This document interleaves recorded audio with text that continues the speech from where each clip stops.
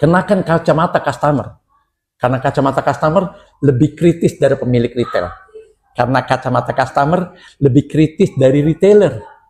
Karena kacamata customer lebih jeli daripada pelaku perdagangan dan perniagaan itu sendiri.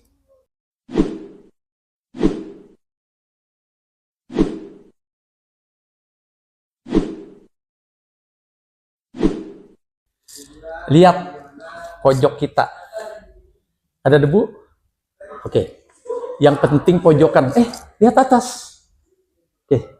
Kamu perhatiin ya, touch keyboard apa sih yang buat apa sih namanya? Ya keyboard lah ya. Kasir pakai keyboard ya. Isinya apa? Potongan stroke dan sebagainya. Pernah ngalamin itu? Kita ungkap dalam tema kita kali ini. Assalamualaikum warahmatullahi wabarakatuh. Bismillah. Semua tadi akan terungkap lewat tema kita kali ini, TLC. Luruskan saya kalau salah ngucap, karena saya nggak terlalu jago bahasa asing. Buat saya itu bahasa paling susah gitu. Jadi TLC kepanjangan dari Think Like Customer. Apa itu Think Like Customer? Bahasa retail itu emang kadang aneh, kayak SDR di awal. Kalau kita terjemahin, sun, matahari, down, turun, jatuh, roll, penggaris.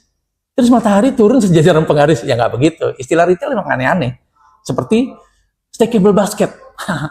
Stackable basket. Saya pikir keranjang. Oh, rupanya satu satuan, satu elemen, satu terstruktur yang sifatnya keranjang. Kan nggak nyambung kan? Tapi lah itu dahsyatnya mekanisme dan istilah dalam retail. Nah, saat ini juga kita tidak bisa menerjemahkan terlalu kaku. Think like customer, tapi dalam bahasa retail, think like customer minimal ada dua. Pertama, berpikirlah seperti pemikiran customer dan pelangganmu.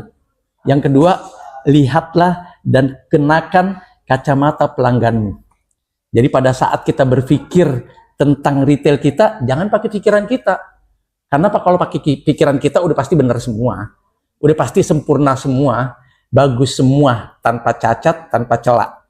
Kalau pakai pemikiran dan gaya kita, nggak akan pernah ada komplain yang datang kepada kita. Karena yang komplain juga pasti, ntar juga ditepis, ntar juga ada jawabannya, ntar juga ditolak, ntar juga cari-cari alasan. Yang berikutnya adalah, kenakan kacamata customer. Karena kacamata customer lebih kritis dari pemilik retail.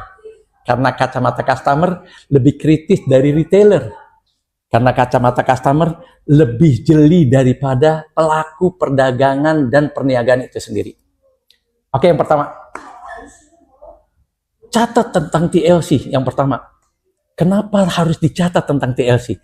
Betapa banyak pelaku retail, pelaku perdagangan, pelaku perniagaan yang katanya nih, ngasong katanya. Kan ngasong internasional namanya retailer ya, gitu ya.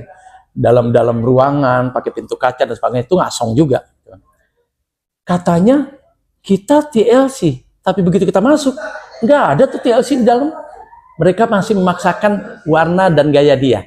Begitu kita masuk, pintunya mentok sama floor display-nya, sama area display-nya, sama floundernya. Kita nyaman nggak sih? Nggak nyaman lah, dorong. Ini mentok masuknya begini. Padahal kalau seandainya tidak ada flounder, tidak ada area display, bisa dong selebar-lebarnya. Qadarullah badan saya gede, bisa masuk gini dong. Tapi gara-gara mentok, akhirnya begini. Apa yang terjadi? Sangat tidak nyaman. Baru masuk aja, kok ribet banget ya. Kayak mau masuk ke moda transportasi, padahal lagi masuk ke toko. Kalau kita komplain, kenapa sih flounder ada di sini? Space management, Bu. Memanfaatkan ruang kosong, Bu. Setiap 1 meter persegi ada nilai, Bu. Terlalu banyak. Kalau diungkap bisa ada 1000 tuh jawabannya.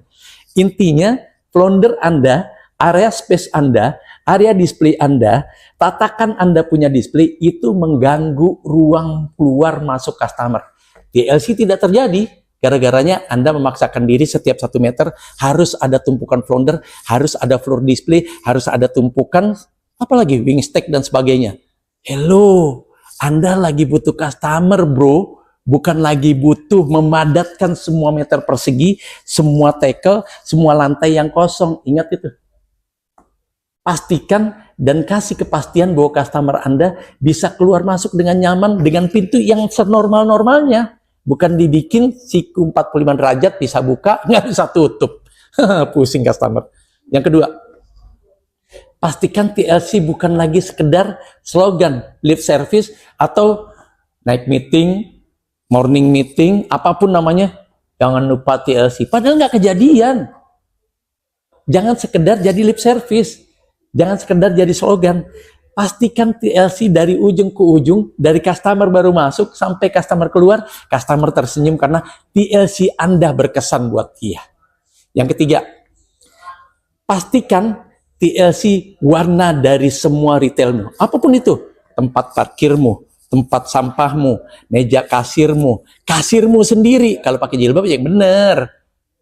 Karena masih ada saya lihat nih, ya di minimarket saya juga dulu gitu ya, pakai jilbab.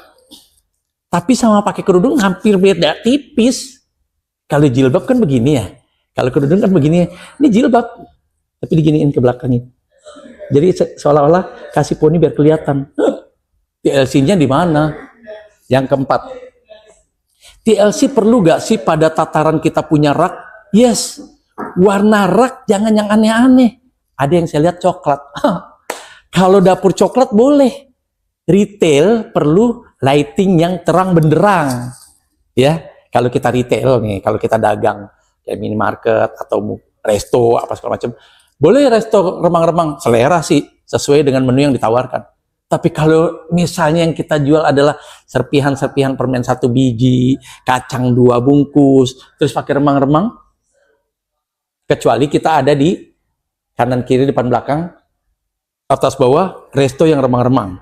Kalau kita terang, jadi aneh sendirian. Gitu kan? Karena ngerusak dia punya light. Dia punya pencitraan, pencahayaan, dan sebagainya. Itu kesepakatan tidak sepakat namanya.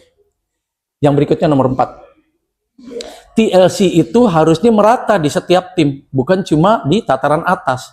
Dan pastikan TLC itu menjadi ruh, nafas, dan keseharian. Di briefing tidak di briefing. Di meetingin tidak di meetingin. Diingetin tidak diingetin. Ditegur tidak ditegur, TLC lah yang menjadi ruh kita dan menjadi keseharian kita melakukan segala aktivitas, segala kegiatan, segala apapun juga yang memastikan bahwa retailer tidak bisa sempurna tanpa TLC.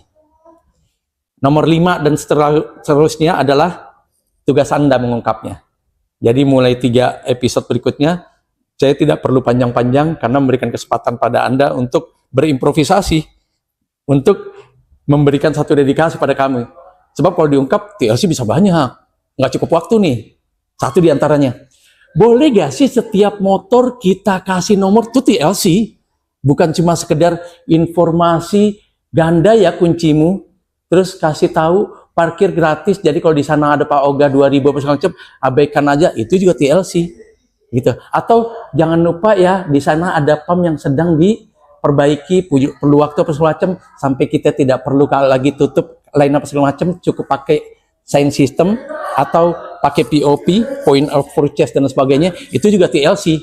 Tapi lagi-lagi saya tidak mau memanjakan kita semua, karena kalau bolak-balik saya jabarkan, khawatir kita tidak terdedikasi, tidak terinspirasi, tidak berani mengkomunikasikan, dan tidak berani tampil seperti yang saat ini saya jabarkan.